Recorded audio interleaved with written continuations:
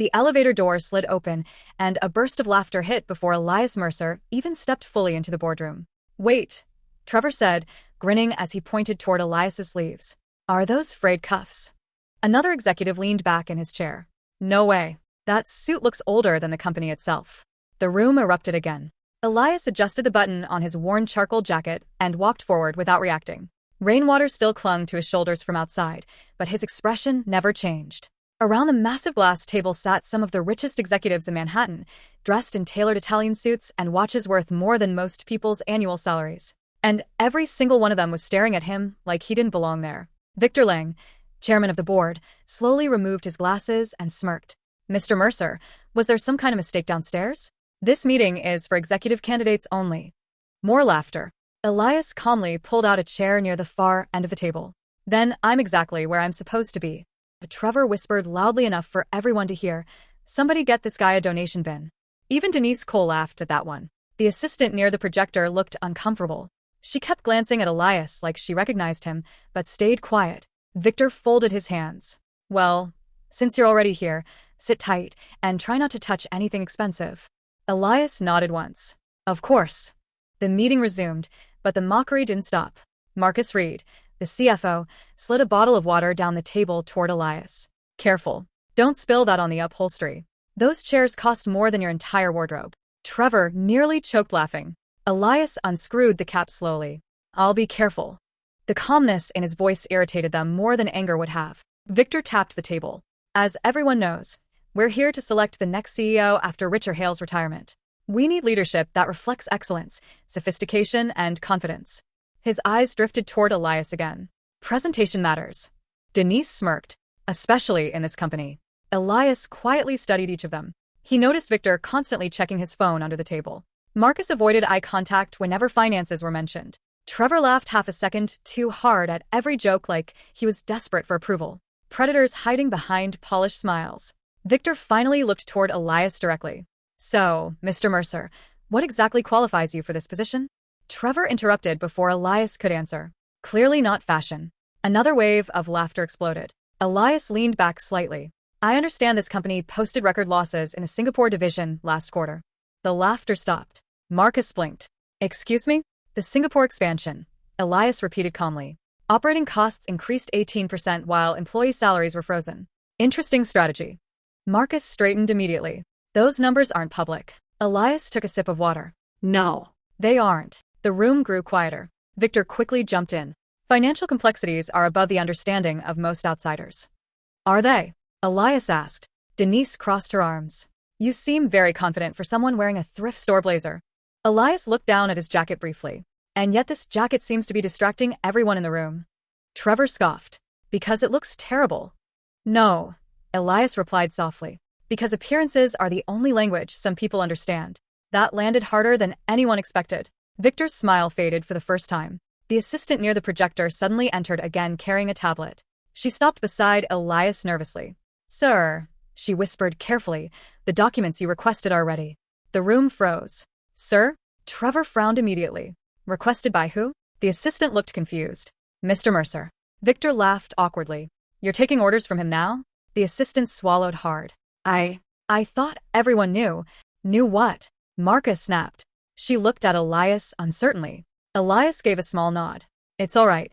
But before she could speak, Victor cut in loudly. "Enough distractions. Let's continue." The assistant quickly left. Trevor leaned closer to Marcus. "Weird." Marcus didn't answer. He was staring at Elias now with a different expression. Not amusement. Concern. Victor cleared his throat. "Now, as I was saying, this company represents class, image, and authority. Investors trust leaders who project success." Elias tilted his head slightly. "Interesting." Victor frowned.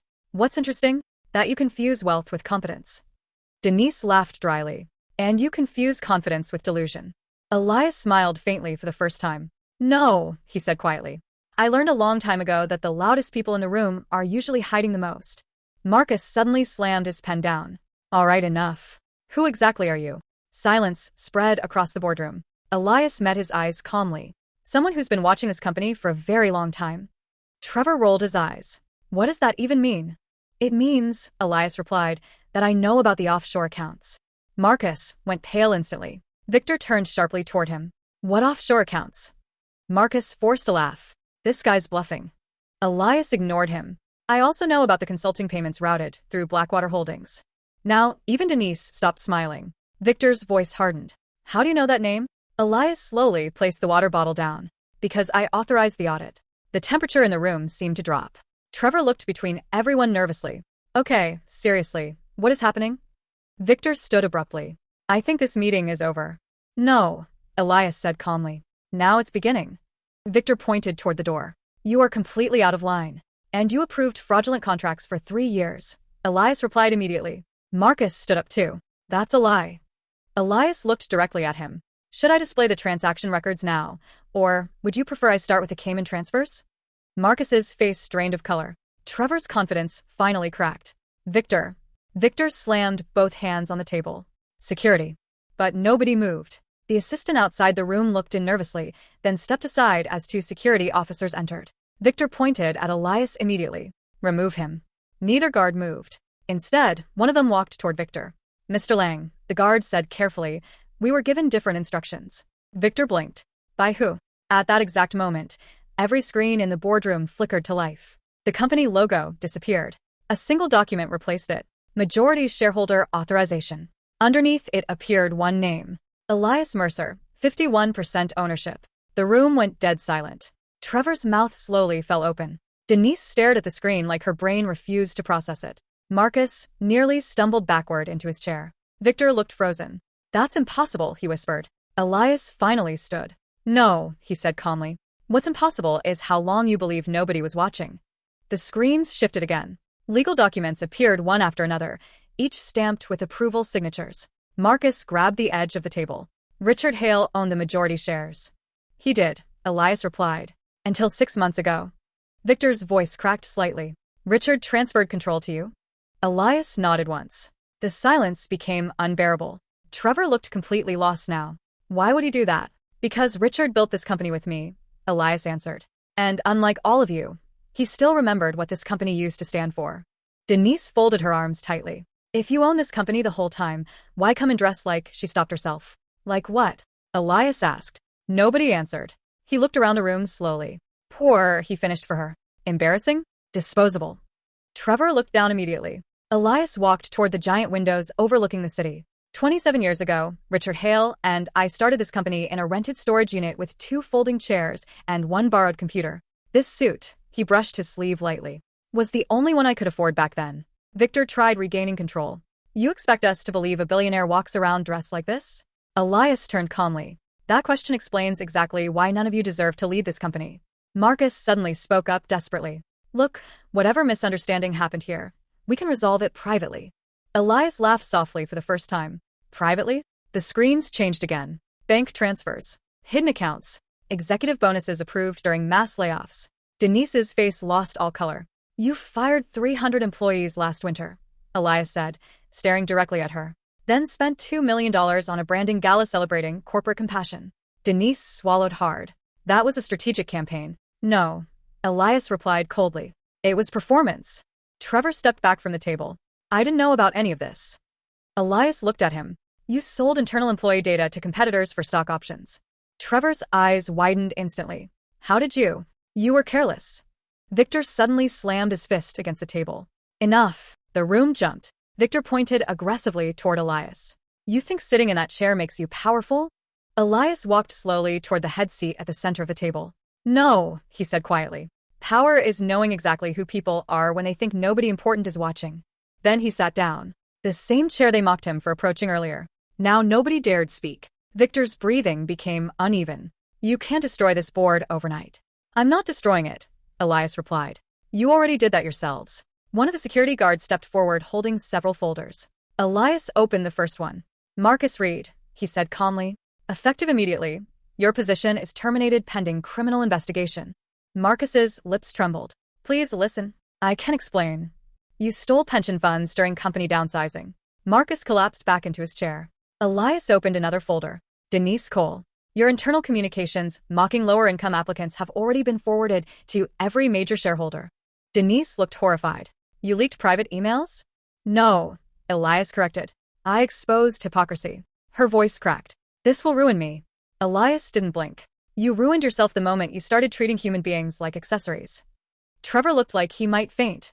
Mr. Shaw, Elias continued, your resignation documents are already prepared. Trevor rushed forward desperately. Wait, please. I only did what Victor told me to do. Victor snapped toward him. You little coward. You said everybody does it. Trevor shouted back. And you were stupid enough to believe that, Elias said. The room exploded into chaos. Denise began blaming Marcus. Marcus blamed Victor. Trevor looked ready to cry. Minutes ago, they mocked Elias together like a pack of wolves. Now, they were tearing each other apart, trying to survive. Elias simply watched. Calm. Patient. Untouchable. Victor slowly straightened his tie and forced himself to stand tall again. You think employees will respect a CEO who walks around looking homeless? Elias stared at him for several seconds before answering. No, he said softly. I think employees are tired of leaders who look expensive and think that's the same thing as value. Nobody spoke. Victor's confidence finally cracked. For the first time all day, he looked afraid. Elias leaned forward slightly. You laughed at my cuffs within 10 seconds of meeting me. Not one of you asked about my experience. Not one of you asked what I built. You saw an old suit and decided my worth immediately. His voice stayed calm, but every word hit harder than shouting. That's why this company started rotting from the top. The assistant from earlier quietly entered again. This time, nobody ignored her. She placed a small box beside Elias carefully. What's that? Trevor whispered. Elias opened it slowly. Inside was an old company photo. Two young men standing inside a tiny office. Richard Hale and Elias Mercer, wearing the exact same suit. This company was built by people who couldn't afford luxury, Elias said quietly. Now it's controlled by people addicted to appearances. Victor looked completely defeated now. Security stepped closer beside him. It's time to go, sir. Victor stared at Elias one last time. You planned this entire thing. Elias nodded once. I needed to know whether this board was still capable of integrity. And Elias looked around the shattered room. I got my answer. One by one, the disgraced executives were escorted out. Marcus looked broken. Denise couldn't even make eye contact anymore. Trevor kept muttering, I'm finished. I'm finished. Victor was the last to leave. Before stepping out, he turned back bitterly. You enjoyed this. Elias met his gaze calmly. No, he replied. I enjoyed being underestimated. The doors closed behind them. Silence finally filled the boardroom. The remaining junior executives sat frozen, unsure whether to speak. Elias removed his old suit jacket carefully and placed it over the CEO chair. Then he looked at everyone still inside the room. This company changes today, he said firmly. No more rewarding arrogance. No more punishing people for where they came from. And no more confusing appearance with intelligence. Several employees exchanged emotional looks. One young assistant near the back looked close to tears. Elias noticed. You know what the funniest part is? He said quietly. Everyone listened. This secondhand suit was the cheapest thing in this room. He glanced toward the closed doors. And somehow it was the only thing that wasn't bought with stolen money. The room fell silent again. Then slowly, one employee started clapping. Another joined. Then another. Until the entire boardroom erupted into applause. Elias looked down briefly at the old jacket resting on the chair beside him. The same suit they laughed at. The same suit that outlasted every expensive lie in the building. If you enjoyed this story, don't forget to like the video, subscribe to the channel, and comment below. What would you have done if you were in that boardroom?